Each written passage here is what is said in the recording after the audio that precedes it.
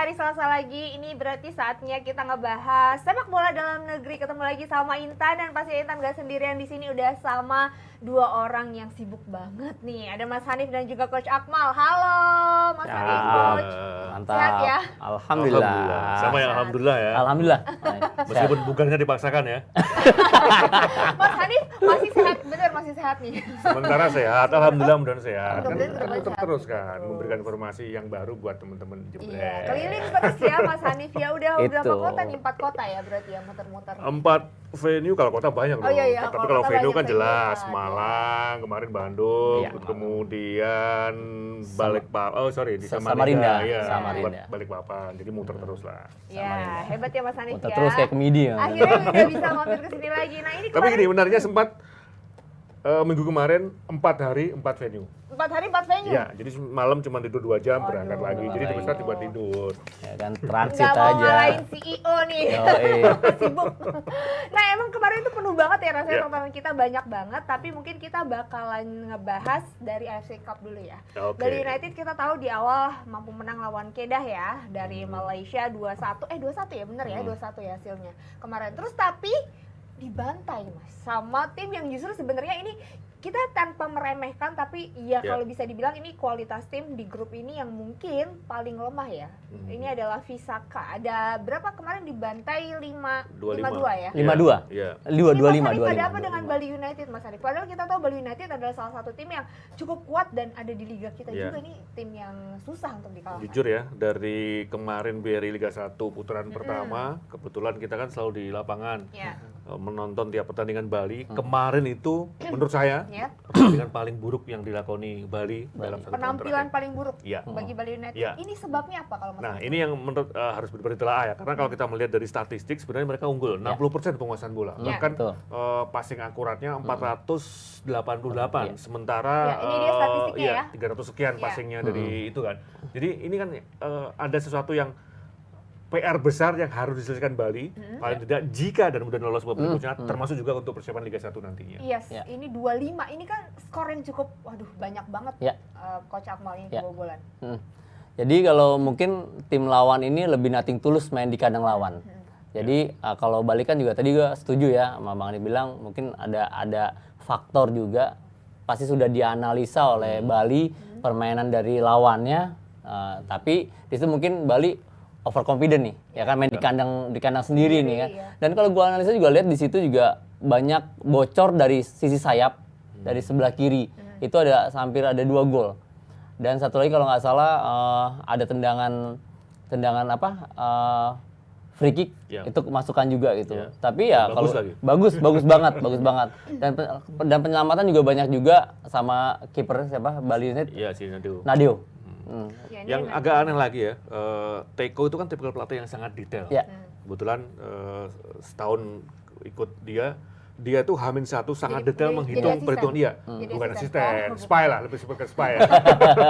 Jadi apa yang harus dilakukan dia itu sangat detail. Posisi pemain ada di sini, nanti kalau ada tendangan bebas di sisi kanan siapa Iya, yang harus iya. mengambil, ketika penyerang lawan masuk ke tengah Iya, belas, iya, siapa iya, yang harus iya. menangkap, itu biasanya sangat detail. Iya. Dan ketika pemain menerapkan apa yang diinginkan Teko, biasanya mudah mendulang poin. Iya. Makanya tadi saya bilang bahwa sepanjang 1 tahun terakhir ini pertandingan paling buruk enggak Iya. bagus. Bali. Nah, tapi apakah mungkin ini efek dari kecapean? Kan Coach Teko juga sempat mengklarifikasi ya, kekalahan Iya. Bali United ini juga salah satunya faktor kecapean karena jedanya mereka cuma 2 hari. Ya mungkin Oke, bisa Coach juga. Pemain dulu. Bisa juga. Coach Dari sisi penampilan Kelelahan. untuk performa juga kelelahan juga sangat faktor itu yang utama. Gitu loh. Ya, Apalagi kan kemarin juga cuma 2 hari, terus Iya. ditambah sebelumnya di Piala Presiden di Betul. grup yang cukup intensitasnya tinggi kan. Menurut pengalaman dulu pernah juga waktu di PSM, alhamdulillah ngerasain juga Piala Asia. Itu kita udah kayak main tarkam, jadi udah kayak naik angkot. Kita berangkat, waktu itu masih ada Kopaji Samsu, Iya, kalau iya. nggak salah. Oke. Jadi udah main di AFC, main lagi di Liga, terus main lagi di Samsu Kopa. Itu udah kita main lagi di sini udah. Apalagi kan kita pesawat nih, Iya. jauh juga kan, itu luar biasa capeknya. Kalau kita nggak merotasi, pelatih nggak pintar-pintar merotasi juga pasti performa Nah. pemain inti akan turun. Ya. Kalau menurut saya mungkin ini yang perlu ditanda petik kata-kata rotasi tadi. Kalau memang Teko berstatement bahwa jadwal yang terlalu padat ya. Tapi sebenarnya ini bukan bluffing ya. Kalau kita melihat ke belakang, sebenarnya jadwal Piala Presiden itu kan ada grup C dan D yang ada PSM dan Bali ya. Nah, kenapa dua tim ini ditaruh di grup C dan D yang hanya 4 tim. Artinya mereka hanya melakukan 3 pertandingan, sehingga selesai lebih awal dan bisa bermain di AFC Cup. Lebih fokus di Ya, AFC. betul. Dan kalau kita lihat terlalu padat, sebenarnya 12, 14, 17, kemudian 20 bermain. Sebenarnya kalau melihat dari aturan FIFA bahwa dalam satu pertandingan memang 3 hari jarak ini ya, kecuali yang kemana FC memang agak berdekatan. Nah, kalau dilihat kelelahan ya mungkin ini kalau menurut saya dalam hal ini Bali yang benar harus menelaah, karena sebenarnya kalau dilihat jadwal sebelumnya ketika di Piala Presiden praktis tidak banyak perubahan yang dilakukan. Memang lawan Persebaya kalau nggak salah itu kan berotasi banyak pemain. Tapi di awal ketika melawan Persib langsung tancap gas kan. Dan memang grup C itu grup keras. Atau orang bilang grup neraka. Nah, itu memang lihat bahwa gengsinya di sana beda, full tim ya, Bang, ini betul. Full tim ya. Jadi ini beda kalau kita bandingkan dengan Persija misalkan, tim sampean kan. Pemain muda dulu kan. Muda biasa. Kemudian kemarin full pemain senior ini lokal. ya. Jadi ada saya melihatnya skala prioritas yang berbeda. Kalau misalkan andai saja ini, kalau misalkan Bali kemarin di Piala Presiden banyak menurunkan pemain yang kemarin banyak rotasi, bisa jadi pada saat tampil di AFC Cup pemain-pemain yang starter dengan Teko bisa turun dalam kondisi lebih fit. Betul. Gue kembali lagi kemarin bilang targetnya apa di AFC apa di Presiden. Kan tinggal gitu aja Bang Nip ya. Kalau emang dia di AFC ya mungkin dia bisa merotasi pemain yang mungkin yang kedua dulu lah ya kan, atau main cadangan lah, suruh main banyak kesempatan. Baru di AFC-nya baru main intinya full timnya. Karena ya sedikit kurang beruntung ya, begitu undian grup C ketemunya Persebaya, Persib, berat-berat.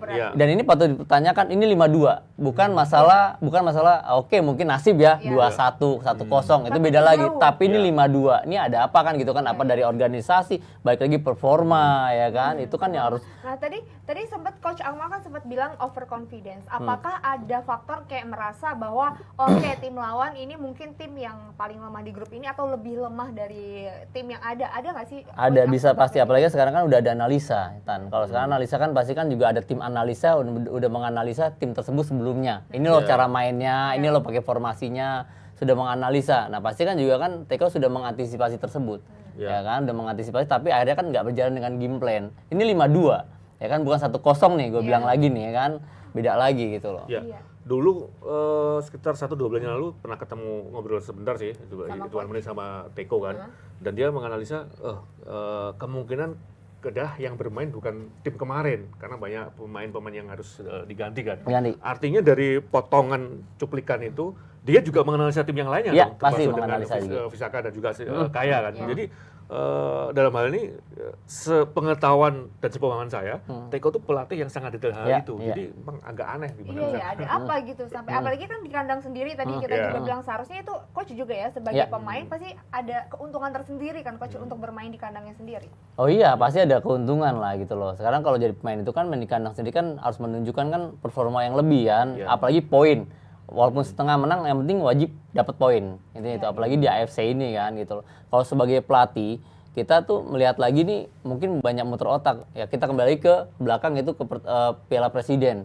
Piala Presiden 3 kali udah main berturut-turut, ini pemain harus dirotasi. Ini nggak bisa bermain berturut-turut 3 kali. Ini harus merotasi. Karena apa? Pasti menurun performa pemain tersebut. Gitu, udah capek gitu loh. Jadi ya harus ada apa namanya cadangan-cadangannya nih yang nggak terlalu jauh lah sama main intinya lah. Biasanya Teko, aku setuju tadi Teko detil untuk hal itu gitu loh. Tapi ini ada apa gitu kan? Gitu loh. Ini pembelajaran yang bagus banget, pengalaman buat Teko. Contoh lagi Sleman kemarin, mereka kan belum dipastikan lolos sebelum melakukan laga terakhir kan. Kalau dibandingkan starter di laga sebelumnya ada beberapa perbedaan loh. Padahal mereka tidak bermain di ajang yang lain. Artinya mereka hanya fokus di satu event pramusim. Tapi ada tactical plan dan juga skala prioritas yang berbeda dan mereka akhirnya bisa terlepas hasil mereka menang. Tapi ada perbedaan yang signifikan. Tapi kenapa coach? Dan ini menarik sekali Tan. Jadi mungkin ada sisi positifnya ya dengan Persija kemarin banyak menurunkan pemain muda, dan semalam juga gue lihat juga dari Persik Kediri juga banyak pemain muda juga diturunkan gitu. Kalau orang Indonesia kan bilang kan latahan. Jadi alhamdulillah nih jadi menular semuanya untuk tim-tim yang lain. Bisa karena melihat namanya pramusim bisa melihat nih, oh ya pemain-pemain ini bisa masih pantas nggak bisa main di Liga 1 nih itu loh nantinya gitu loh. Dan Mas Hanif ini kalau selain efek kecapean, kalau misalnya membicarakan tentang kualitas Liga Indonesia nih, Liga kita, ini sebenarnya kalau dibanding tim-tim lain yang bermain bersama Bali United, ini levelnya semana nih Mas Hanif? Soalnya kan kalau misalnya kalau kita bilang Bali United, ini udah tim yang levelnya paling, ya maksudnya sejauh ini, tim yang paling stabil kan di liga kita. Betul, memang saat ini kalau kita melihat netizen tuh komentarnya beragam dan melebar kemana-mana ya, bahwa jadi hanya dari satu contoh sampel pertandingan aja dianggap bahwa Liga Indonesia sekarang sudah bukan menurun, tapi dianggap kualitasnya sudah menyamai Kamboja, Kamboja yang menyamai, dan justru ada anggapan pula bahwa Kamboja lebih bagus dibandingkan Liga Indonesia. Iya, kalau Mas Hanif melihatnya? Nggak bisa diukur seperti itu. Ya. Karena variabel untuk membandingkan sebuah kompetisi A to A pasti akan sangat berbeda. Tingkat penonton gimana, gimana, betul. pemain asing gimana, kualitas terus ujungnya ke timnas. Ini kan hanya satu pertandingan. Betul. Bisa jadi pas ketemu ini Bali pas di luar permainan terbaiknya, sementara Visaka yang notabene lolos dengan tak terduga bisa mengalahkan. Jadi bukan berarti Visaka ini tim yang terbaik di Kamboja. Mungkin bisa jadi kalau misalnya 1 bulan lagi ya mereka bertemu lagi, nggak yakin kok bisa menang dengan Bali yang sekarang. Jadi, Mas setuju ya? Setuju banget. Nah, ini berarti nggak bisa dihubungkan dengan kualitas liga kita sekarang berjalan karena ini cuma satu pertandingan ya. Betul. Tapi kemarin kalau kita lihat memang di babak pertama sebenarnya Bali cukup baik ya, tapi menurun tuh di babak kedua. Ini kalau coach sendiri sebagai seorang pelatih melihatnya gimana coach saat di atas lapangan? Ya sekarang kan juga kita bisa melihat tadi kembali lagi performa ya. Mungkin kan juga pemain kan juga butuh tenaga yang segar ya kan, performa yang bagus tuh. Dan kedua organisasi.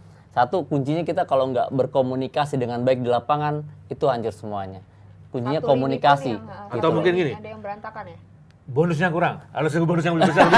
Wah, kalau Bali United, kalau Bali ini sih kayaknya Bali nggak ada masalah. Kayaknya nggak ada masalah ya Itu untuk dia. masalah Berarti bonus. bener kan? Ada apa dengan masalah bonus, gaji kayaknya semuanya oke-oke aja ya Tan ya. Ya ini pengen tahu bonus kemenangan satu pertandingan Bali? Berapa? Oh, saya juga nggak tahu. tapi kan semua kan juga pasti ada waktunya lah. Kalau tim itu pasti ada waktunya kalah. Ya kita kan tahu sendiri, jangan di Indonesia, di Liga Inggris pun juga, MU pun juga pasti ada waktunya kalah. Emang lagi kalah terus? Ada kalah terus. MU lah ya. Lagi kalah terus, bener kan lagi kalah terus. No comment kalau soal itu. Tapi kalau ngelihat Spasojevic, ini kan juga banyak netizen yang menyoroti Spasojevic, katanya sampai ada yang komen, pantesan Sintayong nggak mau manggil Spasojevic kayak gitu, sempat nggak akurat, terus kehilangan bola berkali-kali. Kayaknya feel-nya tuh nggak ada di atas lapangan pada saat itu kemarin. Lagi-lagi netizen itu kan maha benar. Kalau melihat kemarin kompetisi Liga 1 selesai, banyak yang tanya kenapa Spaso nggak diambil, dia bagus, top skor gini-gini, penempatan bagus, terus ada alasan karena tidak ada mensupport, kenapa nggak dipanggil. Nah sekarang begitu satu pertandingan seperti itu dianggap tidak layak.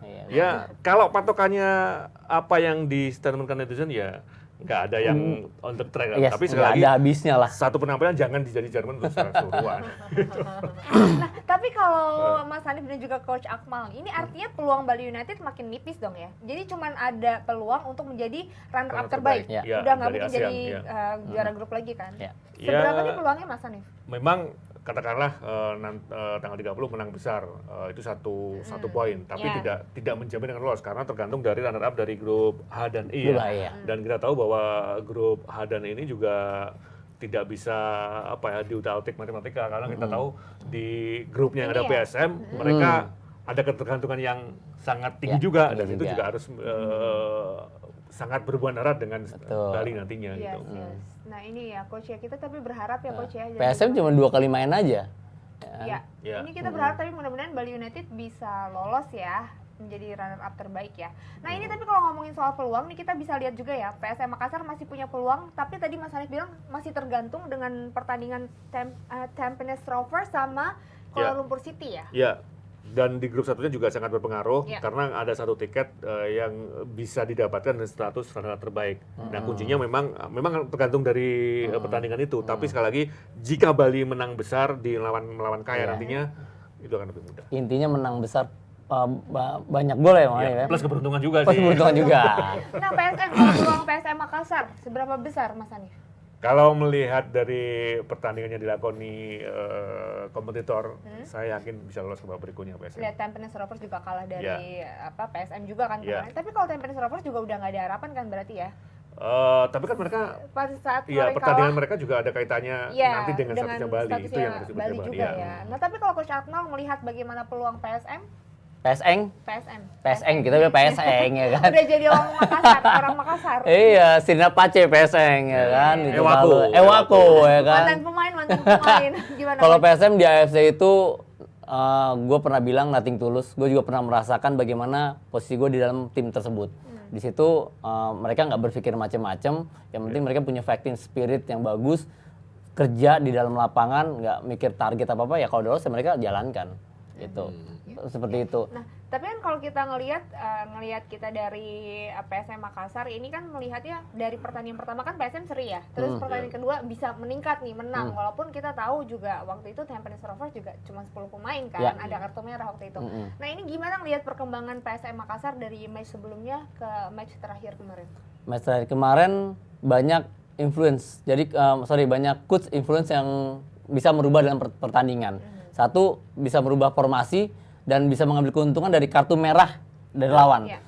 Dan memasukkan ada pemain mudanya juga emang luar biasa ya, mensupport banget, dukung dari pemain asing, dan di situ juga akhirnya bisa merubah formasi lagi, transformasi jadi formasi dan sehingga bisa unggul. Iya, dan Mas Hanif ini kan kalau kita lihat juga di babak kedua PSM Makassar langsung tancap gas kan, walaupun coach juga memang kita lihat ada beberapa rotasi pemain kan di babak kedua. Tapi gini, saya melihatnya gini, kalau melihat dua pertandingan di pertandingan di AFC Cup dengan di Piala Presiden memang bisa dikatakan mereka stabil.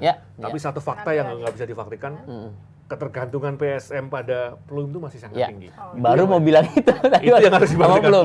Mudah-mudahan ketika lolos, lawan nggak melihat ini gitu. Betul. Karena memang jangan ngomong gini dong, kalau lawan nonton gimana? Enggak. Kan yang mengamati nggak bisa bahasa Indonesia. Lawan juga pasti udah menganalisa dong, ada key players-nya itu belum gitu loh. Memang Pluim bukan tidak seperti 3-5 tahun yang lalu ya pergerakannya, tapi cara bagi bola kemudian cara dia mengatur ritme kemarin terbukti di Piala Presiden dia masih sangat vital banget, menentukan berpengaruh untuk tim. Ya, tapi kalau kita lihat permainan dari PSM sendiri di babak kedua yang mulai akhir tancap gas terus bisa mencetak banyak gol, itu menurut coach sendiri faktor apa nih yang membuat PSM akhirnya di babak kedua makin moncar?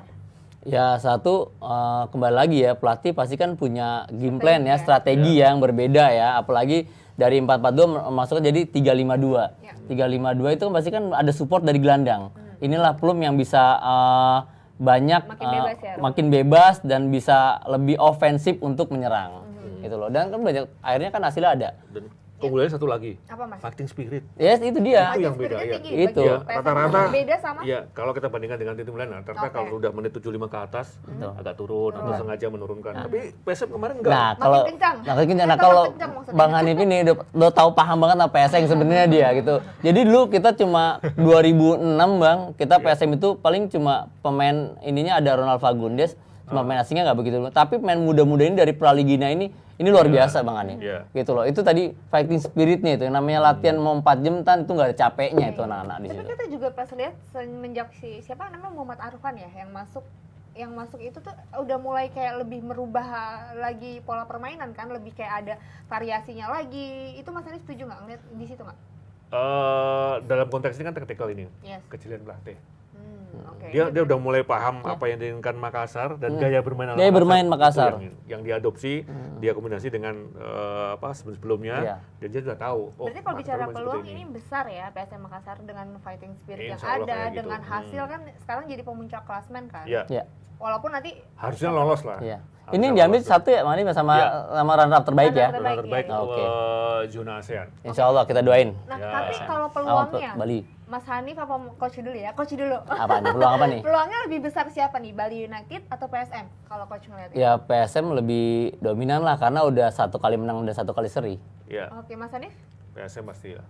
PSM juga lebih besar ya. Kita doain tapi kita mudah-mudahan dua-duanya ya. Kita doain Bali juga sama. Kalau kita doain dua-duanya lah lolos. Tapi kalau dibilang faktor kecapean, mereka juga sebenarnya cukup capek juga ya di PSM juga sama. Karena mereka lolos kan. Iya, dan jeda waktunya bisa dibilang juga hampir memang PSM lebih diuntungkan ya bagaimana mereka menghadapi lawan yang berbeda dengan Bali. Tapi itu bukan jadi alasan bagaimana mereka bisa mengatur secara keseluruhan. Ya, kita doain mudah-mudahan dua-duanya lolos. Amin dari Indonesia ya. Amin. Nah, ini sama-sama nih ada tim-tim yang juga ngotot banget kayaknya main di Trofeo Ronaldinho kemarin berusaha. Ini kayaknya mereka apakah berusaha membuat Ronaldinho-nya terkagum-kagum atau gimana? Padahal kan kita mau lihat aksinya Ronaldinho Iya, iya, Kenapa iya, mereka iya. jadi kayak yang bisa dibilang serius banget kan? Padahal udah dibilang ini fun football gitu. Ya, kalau gue lihat dari individual Ronaldinho main simple banget dan nggak ada tuh trik-trik kayak gimana-gimana ya.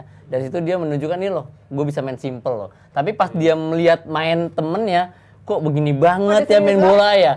Kok main kayu prap malah yang dapat sering pelanggaran malah Persik Kediri kemarin di kotak 16 kan di kotak. Makanya dia kayak gimana gitu, kita mikir, kita juga merasakan juga di dalam lapangan nih kan. Terusnya banyak bola, harusnya kalau gue mungkin menginstruksikan udahlah bola ke Ronaldinho kebanyakan, itu kan nggak ada apa, maksudnya nggak target apa ya Bang Hanif ya. Iya. Entertain ya, lebih banyak menghibur, fun game lah gitu loh. Iya, iya. Ini kalau ngomong fun game. Kalau nggak salah ya, itu sebelum kesini kan sempat di Amerika kalau nggak salah bersama bintang-bintang MLS dan ada Cafu juga, terus ada pemain ada di bala gabungan gitu kan. Ada Dan Vinicius ya. dan memang ya nggak seketat yang kemarin. Ya. Iya. Jadi iya. exposure skillnya Ronaldinho Ronaldinho tuh untuk terlihat menentukan ya. muncul gitu kan. Iya. Trik-triknya dia Iya. meskipun dengan bola-bola bawah. Betul. Ada sama sekali. Nggak ada. Dan ini juga kalau bagi saya Bang Hanif ini juga pelajaran juga ya sebenarnya ya. Bagi Kalau jadi gini, kalau tim-tim itu kan masih profesional Tan. Iya. Jadi mereka juga masih menunjukkan gengsinya gitu loh. Kan beda kalau Van Gaal sama mantan-mantan lah gitu. Iya. Sedangkan waktu itu pernah juga pasti sering kayak Real Madrid sama Barcelona, tapi mereka mantan-mantan gitu loh. Jadi, iya, Sampai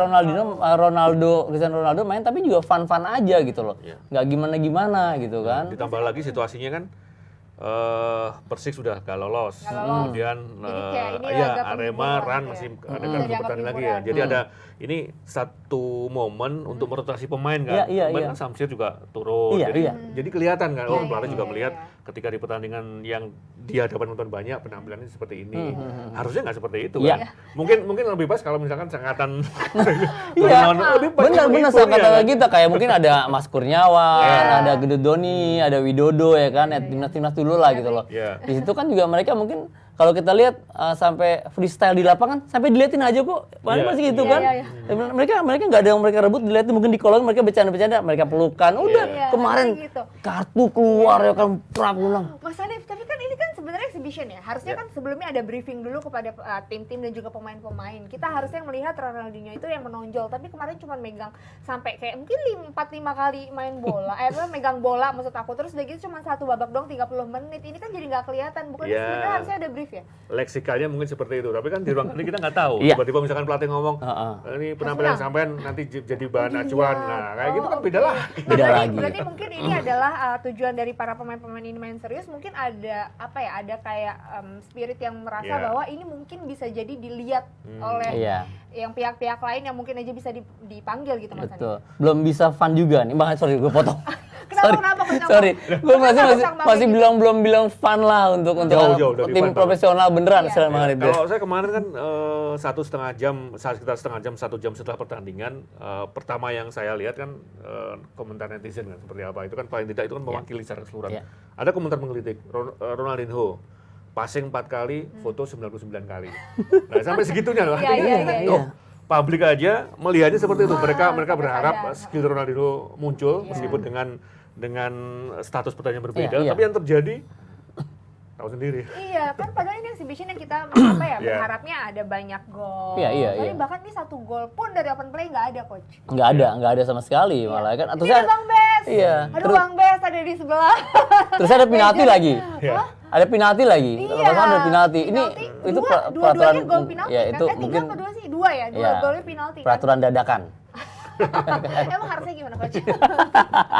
Tapi coach pernah nggak sih ada di situasi yang sebenarnya ini udah dikasih tahu ini adalah fun games ya, tapi kok akhirnya tetap serius gitu sampai dibilang sama Rudy Salim ini bukan kungfu ya gitu. Iya. Sampai bilang kayak gitu, itu pernah coach ada di situasi kayak Iya. gitu saat jadi pemain? Belum pernah sih, tapi kalau untuk fun game kita untuk tadi bilang Bang Hanif, kalau angkatan saya Iya. ibaratnya udah ex pemain Itu itu lebih- bisa lebih lebih firm ya, malah pemain. kita bilang udah kalau main jaga pelanggan ya kan, jaga pelanggan. Gue pernah main waktu di Banjarnegara atau di itu kita jaga bupati yang cetak gol. Nah ini itu. Iya, ini. Nah ini kan katanya foto kan. Ronaldinho cuma main 1 kali karena kayak udah 15 menit istirahat terus ditambah 30 menit lagi Iya. nunggu. Dia dalam hati dia bilang kalau lu main serius kenapa nggak dari 10 tahun yang lalu, dia bilang gitu kan. Iya. Gitu. Kalau nggak salah settingan awal memang dia 15 menit di pertandingan awal, terus 15 menit di pertandingan kedua yang ada Aremanya. Ada Aremanya. Oh, Tapi jadi dua-duanya ngerasain. Iya, ada jeda, tapi yang terjadi dia main 30 menit. 30 menit, Dengan iya. tensi pertandingan mirip Tinggi. turnamen. Turnamen udah pramusim. Barangkali judul atau title-nya itu Trofeo, jadi serius. Iya. Mungkin kalau fun game atau apa. Betul, beda betul, lagi. beda lagi. Iya, maksudnya ini berarti mereka itu ada apa ya? Ada niatan atau misalnya tujuan tersendiri kan bagi para pemain dan juga tim untuk Iya. mainnya kenapa harus serius? Mungkin mereka mau show off di depan Berbeda pelatih. sudut pandang akhirnya kan. Ya. Kalau misalkan Setuju, benar-benar, benar. hiburan, paling tidak mereka akan memberi ruang dalam tanda petik ya Ya, ke ya. Ronaldinho. Tapi yang terjadi bahkan kemarin beberapa kali bola yang dekat aja tidak diberikan ke Nggak diberikan ke Ronaldinho. Memang tidak aman sih. Tapi kalau Iya sih. mungkin kalau sama yang main diberikan. Oh, kan. saya Jadi berikan, dia benar, lepas, udah. Iya, jadi iya, hibur iya. kan. Mereka Ya sama waktu sekali aku enggak. main bola aja tuh ya, Betul, saking betul. mereka baiknya, aku dikasih kok bolanya, dikasih gol penalti lagi. Iya, benar. Harusnya Kalau kan gue sih maksudnya tan dengan men-treat Ronaldinho-nya seperti benar. itu kan. Iya, kalau bilang mendingan Rudi Salim sama Raffi Ahmad yang main sekalian di Rans gitu loh, lebih fun game-nya lebih kelihatan gitu kan. Iya. Ini bahkan ya bener karena tensinya tinggi, Ronaldinho udah sampai nggak main lagi di laga kedua kan. Iya. Ini kayaknya bisa apa ya? Mungkin ada skip kali ya di belakang, salah sudut pandang tadi Mas Hanif katakan ya. Akhirnya agak berbeda. sangat sulit Iya. untuk mencari ini ya penyebabnya seperti apa, tapi yang jelas ini pelajaran yang sangat berharga. Iya, iya, iya, Bagaimana setuju. ketika mengundang bintang dunia, paling tidak harus benar-benar di ini ke Evaluasi ya, di share kepada yang main, apakah benar-benar fun game atau trofeo yang Ya. setengah serius. Betul. Sifatnya masih akan berbeda kan. Betul.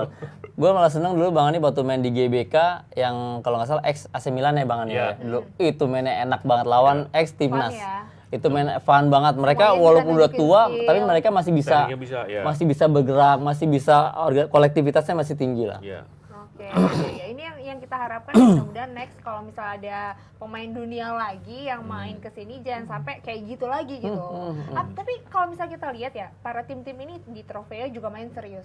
Terus di pramusim juga mainnya juga serius banget. Ini apakah mungkin mereka kayak menguji bagaimana kemampuan mereka di liga atau gimana nih Mas? Tapi bakalan justru kan sebenarnya kalau hal-hal kayak gini mereka ngegas, Iya. takutnya di liga malah menurun kan? Sebenarnya gini, memang kalau nggak salah ya nanti mohon dikoreksi. Gak apa-apa, pokoknya sama-sama Jadi gitu. gini, Pokoknya kalau Mas kalau Hanif ngomong bahasa nggak ada yang salah bahasa ya. pelatih itu kan harus mempertahankan kondisi Ya, kan, betul. karena Liga 1 kan dimulai bulan depan. Ya. Nah, buat tim-tim yang sudah tersingkir ini atau lolos babak berikutnya kan butuh satu pertandingan yang paling tidak bisa mempertahankan Iya. ini feel pemain Ritme kan. mereka. Ya. Iya. Nah, sementara kalau kita melihat tim-tim yang ikut Trofeo ini, mereka Persik sudah nggak lolos, sementara Rans dan ini juga masih bermain. Dan sementara yang diturunkan kemarin tidak semuanya turun di Iya, iya. pramusim kemarin. Pramusim. Jadi memang itu ajang yang paling menentukan, paling tidak Iya. untuk menunjukkan skill dia di hadapan pelatih. Di hadapan pelatih. Memang Oh, ada bahasa faktor ini ya? bahasa caranya banyak pemain yang menunjukkan skill di hadapan Ronaldinho, padahal Ya. nggak juga. Nggak juga gitu loh. Padahal di hadapan pelatih Iya, ya, itu Mas, di atas pelatih kan juga Iya. main kan juga butuh posisi kan, Iya sih. persaingan kan. Gue juga harus bagaimana mendapat kepercayaan sama pelatih saat diberikan kesempatan itu yang lebih Iya. Nah ini terpenting. mungkin sebenarnya hal yang harus diperbaiki ya. Sebenarnya kalau misalnya pelatih memberikan kesempatan untuk rotasi pada saat mereka lagi kemarin Momennya beda, jangan di- pada saat iya. itu jangan di sini gitu kan. Harusnya Padahal- mereka bisa show off Padahal pada saat Hamin 2 Hamin kemarin. 1 tuh sempat ada ini ya, pelatih Persik si Javier Roca juga Iya, ngomong, saya pengen bermain. Bermain. Selamat Dalan juga membalas. Iya, Kalau misalkan Roca main, saya juga ingin Ingin main. main. Padahal Jadi seru tuh. iya, jadi seru kan ini. Seru iya levelnya sama. Masa belum ada kan pemain Iya. pelatih Pelatih ikut ikut main. main sama pemainnya dia Iya. sendiri. Iya, itu padahal lebih seru ya, kenapa kayak gitu ya? Meskipun posisinya sama ya, Roca sama. Betul, Roga, Pak RD Iya. ya kan. Berarti evaluasi kan bukan cuma kita lihat fun games sekelas Trofeo bersama pemain dunia ini aja, tapi juga di pramusim juga ini jadi evaluasi. Ini seharusnya pelatih juga lebih jeli dan juga lebih peka untuk menurunkan pemain-pemain yang belum punya kesempatan kan Mas Iya. ya, untuk bisa menunjukkan skillnya. Karena kan kalau kayak gini semua jadi berebutan di Trofeo, kasihan. Ya pasti, salah kan gengsi kan juga, gue juga tim gue nggak mau kalah dong, ya kan ada Ronaldinho dong, pasti kan juga ingin menunjukkan tim yang terbaik gitu loh. Tapi Ya, kan ujungnya juga banyak publik yang kecewa. betul, akhirnya. betul, Sementara betul ini kan banget. hiburan untuk publik kan. setuju betul. Hiburan untuk publik nggak lihat kalah menang, lihat Ronaldinho nya kok. Oh iya, Iya benar, nggak ada yang mikirin kalah menang. Sebenarnya kemarin harusnya udahlah nggak usah tim-tim ya. Itu udah lah. Mas, ini kalau secara keseluruhan nih Piala Presiden ini akhirnya kita udah menentukan 8 besar yang lolos. Walaupun dari tim grup B ya yang masih Rans juga masih main ya saat ini kita siaran ini masih main lawan Borneo ya Mas ya. Ini untuk menentukan siapa juara grup. Nah, kalau kemarin kan udah ada nih juara-juara grupnya dan juga udah ada runner up. Nanti ini diundi lagi, sistemnya diundi lagi kah nanti di 8 besar atau kayak biasanya juara ketemu runner up Mas? Untuk perempat final atau 8 besar ini kan tidak ada undian, sampai berikutnya tidak ada undian. Jadi yang berstatuskan juara grup di babak penyisian itu menjadi tuan rumah babak perempat final. Yang juara grup tuan rumah babak perempat final. Dan hanya satu match. Dan knockout. Ya, langsung itu berarti Arema, kemudian Persib. PSIS. Semarang, nah satu masih dalam Semarang ya, PSIS. PSIS juara grup A kan. Semarang ya, Semarang, Persib, Arema, Malang. Nah, satu lagi belum nih ya?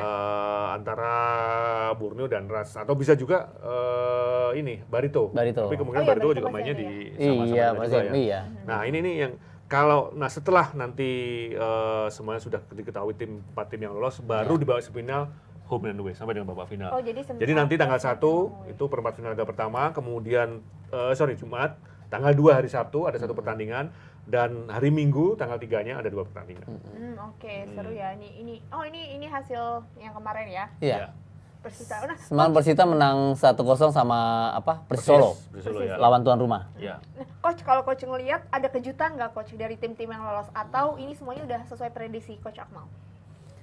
PSIS dengan penampilan materi pemain yang baru, ya kan, apalagi asing yang baru, wajar di atas, berarti dia target juga nih, ya kan, di Piala Presiden, ya kan. Malah ada tim-tim yang mengejar itu seperti Persita Tangerang, ya kan, terus ya lagi sama sama Dewa. Coach nggak expect mereka nggak lolos.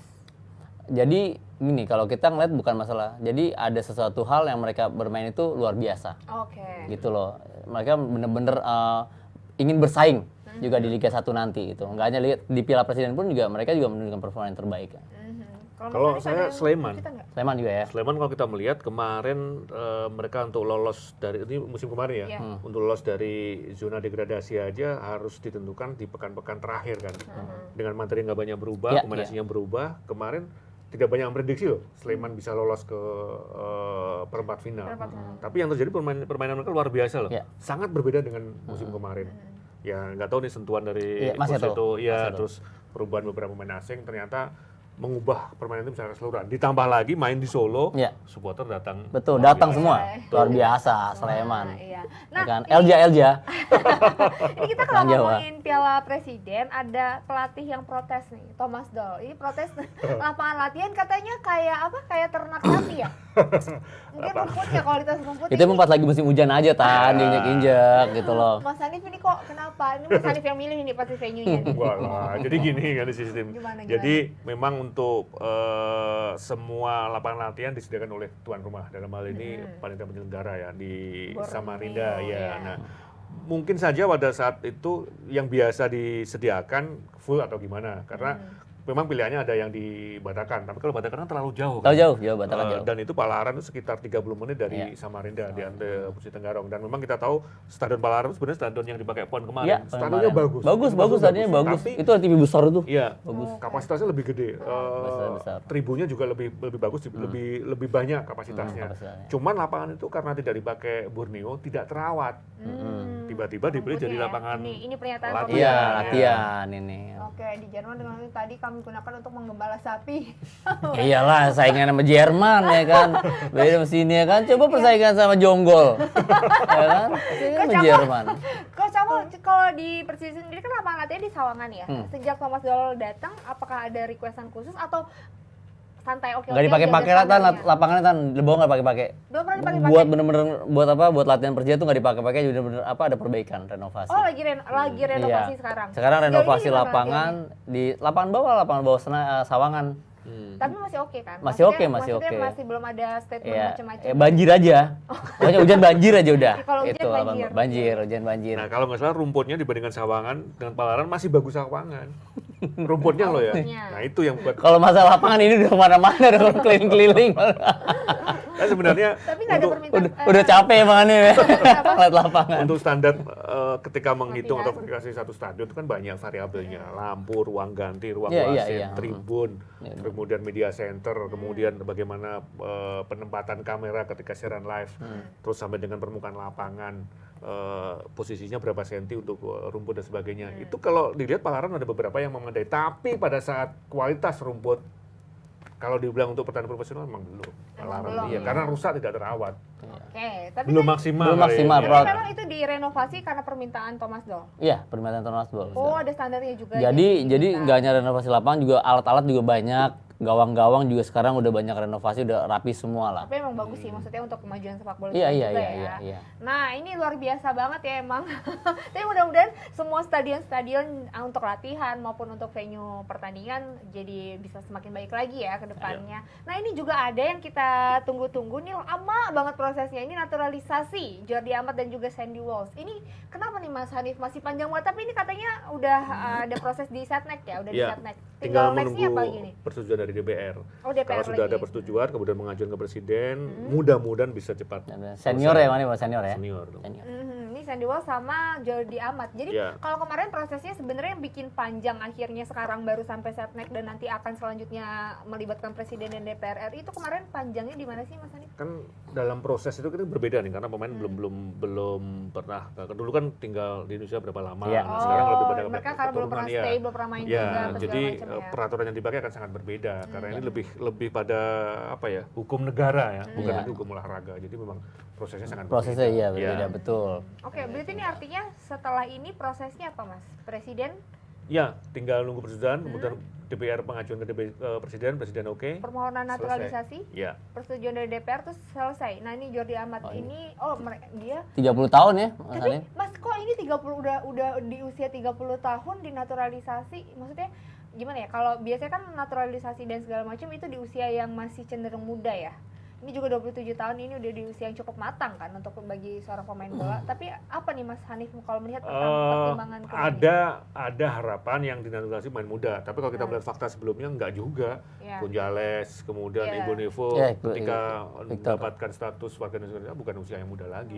Tapi kalau kita melihat karir pemain Sandy Walsh misalkan, kemudian Jordi Amat, mereka pemain yang memang profesional. Bagaimana mereka bermain pernah di kompetisi elit Eropa, dan memang kalau melihat mereka jelas sudah menghitung plus minusnya ya. Ya. Ketika menjadi Melihat WNI ini seperti juga seperti ya. apa, ketika harus memperkuat negara lain seperti kan nggak mungkin. mungkin melihat kualitas juga ya, karena Jordi Amat kan juga kelasnya sudah benar-benar beda, udah Iya. pemain bagus ya, Iya. pemain bermain di Eropa. Mungkin itu juga menjadi pertimbangan ya Coach. Iya. Dan mindset ketika sama-sama bermain sepak bola pasti akan sangat berbeda. Pasti. Jadi biarpun usia, tapi sekali lagi kalau kata Gonzales usia itu kan Masih hanya gacor, angka. ya, Yang penting benar. kan skill di lapangan. Ya benar Di juga lapangan, sih. iya. Bener juga sih, pasti betul. gacor. Dan ini juga ada rumor katanya Jordi Amat bakalan main di Johor. Ini benar Mas Hanif? Kalau nggak salah tadi rilis itu sudah keluar? 90% ya. Oh, 90%. Jadi dari Johornya sudah berstatement bahwa ketika semuanya selesai dia akan main di Johor. Johor, oke. Ini kan kita tahu ya kualitas Jordi Amat ya. Biasanya mereka dia bermain di Eropa, dia sudah keliling kemana aja. Bermain di Johor ini kalau menurut Coach Akmal ya, ini penurunan karirnya dia kah? Atau justru ini kayak melihat pemain pengalaman baru lagi gitu, bagus bagi Jordi Amat untuk melihat bagaimana tensi bermain di benua ASEAN. Kalau dibilang tensi bermain Johor di Malaysia sama di Indonesia, lebih tinggi tensi di Indonesia lah. Ya kan, mungkin juga salah satu komitmen, mungkin agen juga, perjanjian juga kan, juga dari mungkin ya finansial juga ya Mas Hanif ya. Ya itu juga salah satu pilihan dari Jordi Amat. Gitu. Nah, kalau melihat JDT ini kan Bayern Munchen-nya Malaysia kan, praktis nggak ada lawan Iya. yang ini. Ada Tapi sekali lagi, kalau misalkan dia bukan berarti menomorduakan tim Indonesia ya, kalau misalkan dia memperkuat Indonesia, gaji dia pasti tinggi loh. Tinggi. Di Indonesia? Bukan di di sana. saat ini Oke. ya. Iya. Dan satu lagi, ini kan the best-nya tim di Malaysia. Sebagai perbandingan kemarin gelandang Jepangnya Borneo, si Kei ini kan. Kei, iya, Hirose. Kei Hirose dulu kan di Persela jago banget dia. Karena dan nilai kontraknya nggak begitu tinggi. Iya. Tapi begitu dia pindah di JDT naik Tinggi 4 ya? kali lipat loh. Empat Dan kali tim Indonesia lipat. nggak ada yang bisa menyamai itu kan. Betul. Tapi yang terjadi di JDT dia cadangan pun jarang. Akhirnya dia balik lagi kan. Oh, balik lagi. Jadi memang Ini- persaingan iya, untuk iya. pemain asing ketat. Jadi Jordi kalau misalkan kalau misalkan ini udah fix ya, saya yakin ini pilihan yang tepat buat dia dari sisi finansial Finansial, juga, pasti. dari sisi Ya, technical akan technical, beda ya. jauh dengan Indonesia dan paling tidak ini cara dia mengenal lebih awal sepak bola Iya, di iya, ASEAN. sepak bola Iya. ASEAN untuk Iya. awal ya. Iya, Iya. pasti kan sebelum datang juga kan pasti pilihan itu kan juga ada dikasih ya Mas Arif. Iya. Ini loh yang main di di Johor seperti ini pasti ada lah. Iya, iya, ada Hitung-hitungan pertimbangan. nggak mungkin dia kontraknya 5M, nggak mungkin. Betul. Berapa? Banyak pasti. Coba kira-kira berapa? Sebutin. Ringgit Malaysia. Udah tinggi ya. Dia udah dolar lagi. Oh, dolar lagi bukan ringgit lagi udah.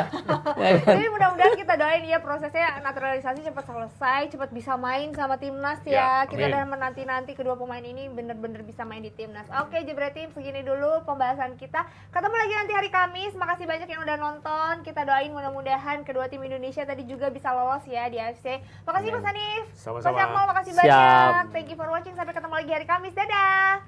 Salam Susi.